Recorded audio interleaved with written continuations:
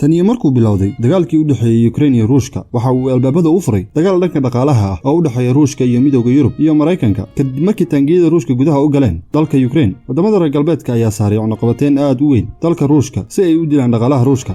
waxay ganax saareen alaabta Ruushka. Ganacsiyo billion dollars ah ayaa isaga tagay dalka Ruushka sida Nike, McDonald's, Puma iyo kuwo kale badan. Ruushka waxa laga saaray Swift Network, bangiga ganacsiga adduunka. Waxa kale laga xayiray lacag billions oo u taalay wadamada reer galbeedka. Waliba reer galbeedka waxay isku dayeen inay ku qasbaan wadamada kale inaysan wax ganacsi ah la sameyn Ruushka. Ruushka ay isugu tageen wadamada ugu quwadda weyn caalamka.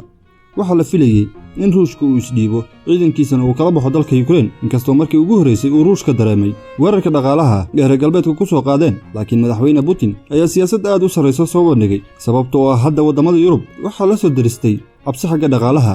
Annual inflation rate-ka sanadkan soo baxay ayaa energy-ga Yurub kor ugu kacay 40%. Qiimaha raashinka waxa uu kor u kacay 10%. Sidoo kale GDP growth-ka wadamada Yurub ayaa hoos u dhacay, taasoo ay keentay weerarka dhaqaale ay ku qaadeen dalka Ruushka.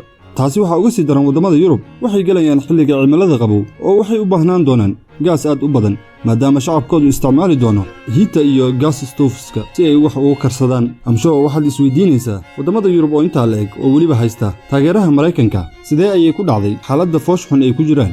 Dagaalka Ruushka kala dhaxeeya reer galbeedka waxa uu u qaybsamaa 3 kuwaasoo kale ah dagaalka raashinka iyo dhaqaalaha iyo energy-ga. Aanu ku bilownay dhanka dhaqaalaha. Dawladda Mareykanka ayaa ka xanibtay bangiga dhexe ee Ruushka adduun lacageed gaarayo $300 bilyan dollarka Mareykanka. Yurub waxay ku kordhisay canshuurta 30% qamriga Ruushka ee loo yaqaan vodka. Dhoofinta dahabka Ruushka waa la xanibay sidoo kale. Shirkado waaweyn oo caalami ah ayaa isaga baxay dalka Ruushka. Reer galbeedka ayaa waxay filayeen inay ku guuleystaan dagaalkan dhaqaale, laakiin sida ay u eg tahay godkoodii ayay qoteen. Waayo haddaad eegto dhanka raashinka, Ruushka iyo Ukraine ayaa ah labada wadan ee ugu soo saarka badan qamadiga. Ruushka iyo Ukraine ayaa soo saaray ku dhawaad 30% qamadiga caalamka, halka 20% ay ka soo saaraan galeyda. Sidoo kale waxa ay soo saaraan 80% saliidda caalamka ee sunflower. Sidaa darteed, dagaalka Ukraine kadib waxaa jarmay silsiladda badeecada, taasoo keentay in badeecada suuqyada Yurub iyo caalamkaba ay corka isku shareerto.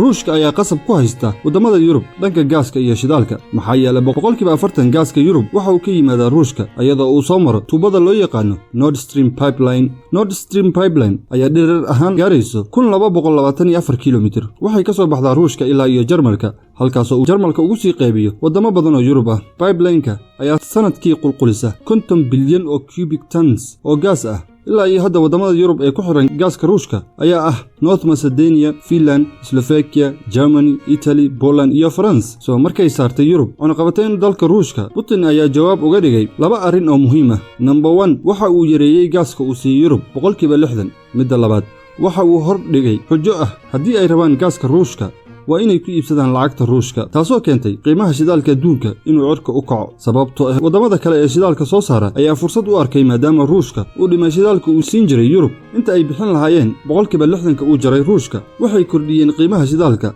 halkaas oo ay faa'iido badan ka sameeyeen ayagoon wax u dhimin kheyraadka dalkooda. Dagaalkii Ukraine kadib waxa iscasilay 2 ra'iisul wasaare oo Ingiriis ah sababo dhanka dhaqaalaha ee Ingiriiska. Yurub hadda waxa ka jira sicir barar aad u ba'an. Dadka falaaqeeya siyaasadda caalamka ayaa qiyaasaya haddii sidan ku sii socoto inay cagta saarayaan wax loogu yeero recession.